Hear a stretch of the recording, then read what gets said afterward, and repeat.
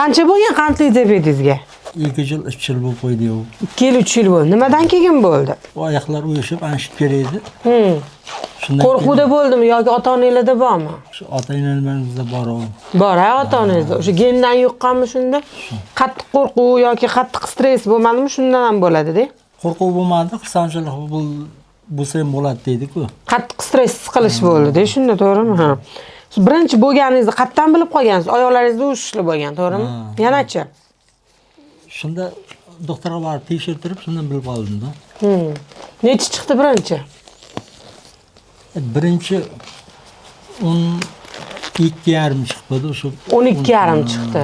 Ha, keyin nima bo'ldi? Doktor nima derdi? Dori ichib, keyingi o'lchaganda 17 chiqib ketdi-da.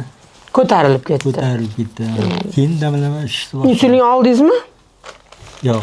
Insulin ko'ramadingiz. Damlamani qayerda ko'rdingiz? Damlamani shu telefonda reklamada ko'rdim. O'zingiz ko'rdingiz, o'zingiz gaplashdingiz, a? Boshida damlamani ko'rganingizda olishingizdan oldin ishonchsizlik bo'lganmi? Ya bo'ldi, mana Mirzo Xalmetov ona qildi-ku. O'shandan keyin ishonch bo'ldi. Qanchadan beri ichasiz? 2 oylar bo'ldi-yu, 2 oy ichak bo'lib qo'ydi.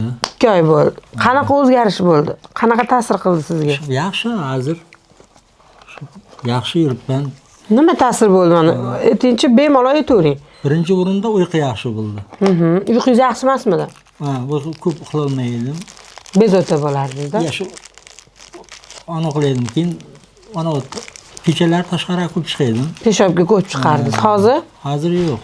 Chiqish yo'q. Yana nima holatlar? Yurishlarimda o'zgarish bor. Qandaydir Tetiksiz. Bo'dri yurasiz. Oyoqlaringizda og'riqlar bormidi? Bo'g'imlarda? Ha, bor edi. Bor edi. Endi hozir qanaqa holatingiz? O'sha choydan keyin qanchalik darajada o'zingiz sezdingiz o'zgarganingizni? Sezib yuribman, endi bilmayman. Oldinga qaraganda ancha tetikman-da. Masalan, ko'pchilik mahsulotni reklama deyishadi-da. Ungiz qanaqa qaraysiz? Xalq orasiga kirib reklama qilmaymiz-ku, to'g'rimi? Yaxshi. 6,1 chiqdi sahringiz. Ancha yaxshi. Ovqatlanganmisiz hozir? Ha, ovqatlangan. Ovqatlangan holatda zo'r 6,1 yaxshi. Shab ancha aytyapman-ku, o'zimga seziladi. Tetik yuribman-da.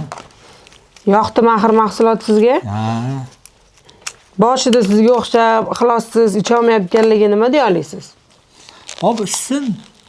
Eng zo'r narsa ekan bu. Hozir dori ichasizmi?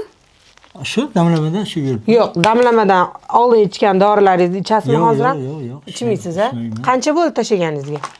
Yashamon damlamani ichgandim. Ichdi boshlaganingizdan tashlagansiz. Ana qildim, o'lchatdim. Shu anaga bir o'lchatganimda 6,2 chiqdi. Mana hozir 6,1 deb turibsiz. Shu yaxshi, zo'r. Yaxshi, holatlaringiz yaxshi. Dieta qilasizmi? Dieta bashti qilmayman. Shirinlikdan tiyilganman, faqat shirinlik yemayman.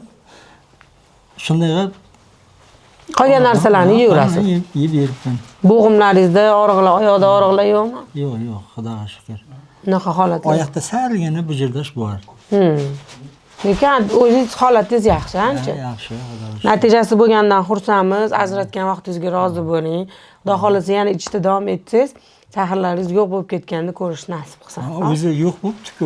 Yo'q, xudo xolasa yo'q. Yo'q. Charchamang, rahmat kattakon sizga.